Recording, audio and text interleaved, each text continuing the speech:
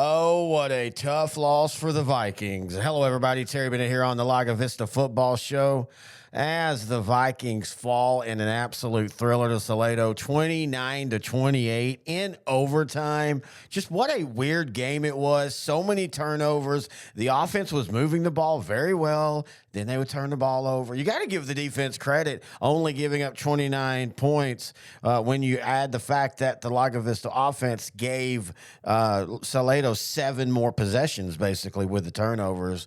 But, hey, these games are going to happen. As we talk about, and you hear it here when we talk to the coach, I always talk to the coach before I do the intro. You know, the good thing is this is a big district that's very deep, but everybody's kind of on the same, same line.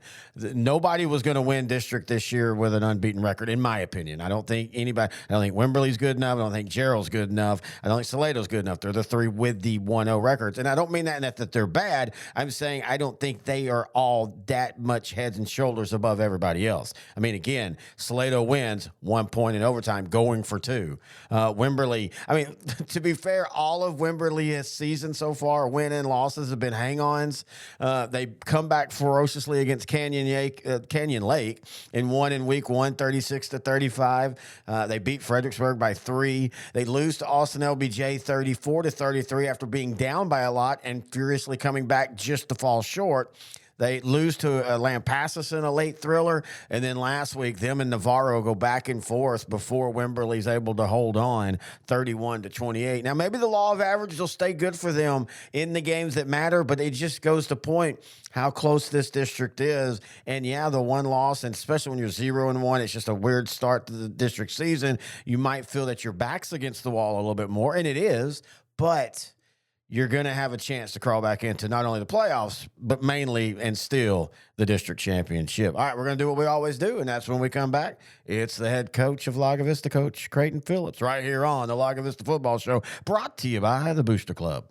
Here at L4 Media, we talk high school football, 4A, 3A, and 2A in Texas. We talk East Texas sports. We talk NFL, guy talk, movie and booze. We also talk wrestling and so much more. And you can see it all on our YouTube channel at L4 Media Company. Like and subscribe. Terry Bennett back here on the Lago Vista Football Show. Now joined by the head coach of the Vikings, Coach Creighton Phillips. And, Coach, we've been doing this show for a lot of years now, and I got to admit, last week, one of the tougher losses, 29-28 in a heartbreaker to open district play. What were your thoughts? Heartbreaker is a great way to describe it. Kids played great. You know, we had some injuries going into the game and some last minute, Thursday, Friday things that came up that kids weren't available for Friday night. So no excuses. We had opportunities. The turnovers were really the story of the game for us. I thought our defense, really played well, but we had 7 turnovers in the game and almost all of them in plus territory going into score kind of thing, and just didn't finish drives. And that kind of stuff left Salado an opportunity, left the door open for them a little bit, and they made a few plays down the stretch. And then to go to overtime and not pull it out was rough. We go down and score and kick the extra point in overtime, and we think we're in pretty good shape. And as luck would have it, they called timeout and put their offense back out there after they scored and went for 2, and he stretched the ball across. And, it's a game of inches. And he got those inches on that play and made the difference in the game. So, yeah, a little bit of a heartbreak. Well, and you said something at the beginning of that where you said, you felt your offense moved the ball well outside of the turnovers. How frustrating is that? Because a lot of times when a team's just bad on offense in a game, it's both. There are a lot of penalties, they can't move the ball, and they turn it over. But y'all move the ball, then the turnovers. How do you deal with that as a coach? Well, you just refocus the next week on decisions that were made that, what was the cause of the turnover? It's pretty often there's, was it ball handling? Was it decision making? Was it, a mental bust? And we had it's kind of a mixture of all, some of it was, inexperience and not being on the same page, those kind of things. So I don't think all is lost. I think it's just a lot of learning opportunities. It just stings that it came with an L this time around. Well, and you brought up the defense, and I think one of the things that's impressive to me is to only give up 29 points in overtime when your offense is giving them the opponent the ball 7 times. Hmm. Yeah. No, they really played well, and just you know bend but don't break. I thought they did a good job, you know, holding them and defending all the different formations that they do. It was a great mental week for our kids, and had an opportunity to close out the game, and we couldn't. Just didn't do it offensively. We had a good drive going at the end of the game to get into field goal position to win it in regulation, and as luck would have it, we had a very clean game with almost no penalties. I think we had 3 penalties on the entire game, and 2 of them were on the drive that, we got down to the 30 and they called that one back, and then we got down to the 14 and they called that one back. And so our field goal kicker I have a lot of confidence in, and feel like we could have ran that clock down and kicked it. But, that's not the way the ball bounces, and that's why you play the game. You gotta play all aspects of it. So, it didn't work out this week. We had some things that we got to build from and learn this week in practice, and had a great week prepping for Gerald this week. All right, let's speak about Gerald. The Cougars, they're 1-0 in district, 5-0 overall. Alan Hare moved in there last year as the head coach, and we talked about the unique offense he runs, slot T style. And they always say year 2 is when the program really starts to understand the slot T. Do you see that on film? No doubt they are. Well, they're not just basic anymore. Last year they were very basic, as it was their first year putting it in, and the kids were learning it. They got some talent in there. They got some new talent in there. Their running backs are really explosive. Quarterback does a good job throwing the ball. They throw the ball more, a lot more than they did last year. They're pretty good at it as well. So it's a very dangerous offense, one that you really have to grind. You really have to be disciplined in order to stop it. And I think we had a good week of preparation this week, and hopefully we'll have a way to corral it and bend but don't break a little bit. They're really just going for first downs, and if you have a mental bust, then they get the big play. And they've had a lot of big plays this year. Their running backs, like I said, are very fast, good athletes, and guys that can score from anywhere if you lose your eye discipline. Well, and you and I have talked about this before when you've played a team that plays ball control. This doesn't not only affect your defense, it affects your offense, because you don't know how many chances you're going to get.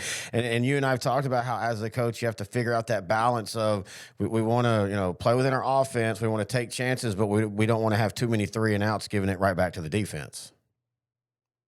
Yeah, ultimately for us, we understand that every possession we have counts. And so whether it's pace of play, style of play, or we're running it or we're throwing it, whatever's working, we feel like we need to score every possession. Of course, that's our goal all the time, but it seems to be especially crucial when you play teams that burn up clock and you get less possession. So each one has a little bit more weight to it. And so we're hoping to, get in a groove and find what moves the ball. And then we have to be disciplined and finish drives. As I was telling you before we got started here, they are, they're annoyingly flexible defensively. They do a really good job of just doing their job over and over again and kind of keeping it in front. They don't take a ton of chances defensively. They'll give you some first downs sometimes. But they tackle well in space. They've got good athletes on the back end with a lot of speed, so they don't give up a lot of big plays. And so they're waiting for you to make the mistakes so they can get their offense back on the field and chew up clock.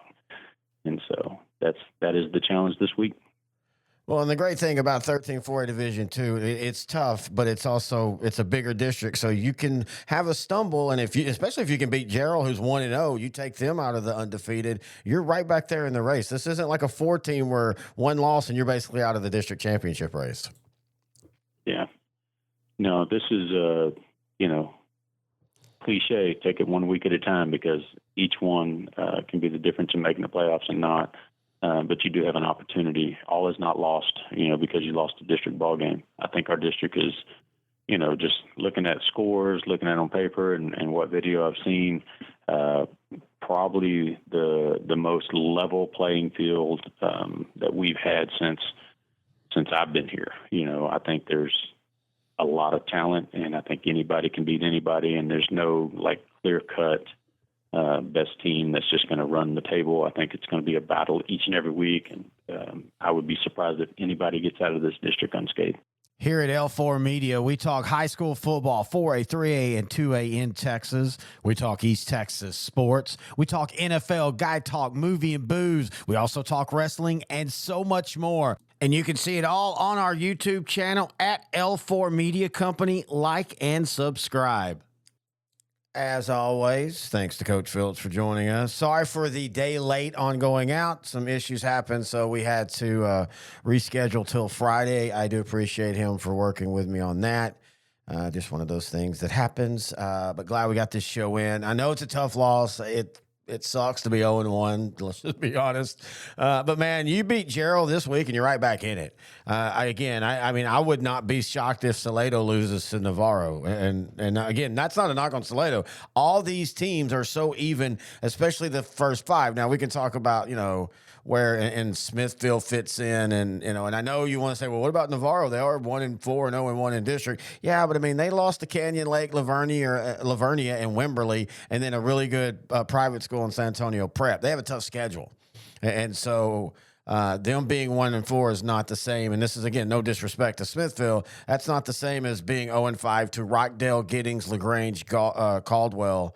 Now Gerald is a good team that beat them, so that's why I say, outside of Smithville, I feel like this district, top to bottom, honestly, any of those teams left, the 6 teams, could make the playoffs, and any of the 2 won't make the playoffs. And I would not be shocked with any way that ends up falling. Because, even Gonzales, they're 3-1 on the year. Now, we'll see a little bit more about them when they start district play, though it is against Smithville. So if they win like they should against Smithville, then I think you can add that the Apaches are there too. And I know they were 3-7 last year, but they returned 12, and that was a team, and they lost their coach, but that was a 3-7 team last year, man. They had a lot of close losses. They lose to Navarro by 8. They lose to Salado by 14. They lose to Hounsville non-district by 7. So, that's a 3-7 that could have easily been a 5-5 and playing for the playoffs. So, again, can't count them out as well. But next week up, let's take care of Gerald. If you have any questions, thoughts, or comments, email me, terry@s2ssport.com. And other than that, be safe in your travels, enjoy the football, and let's meet back here again next week on the Lago Vista Football Show, right here on L4 Media.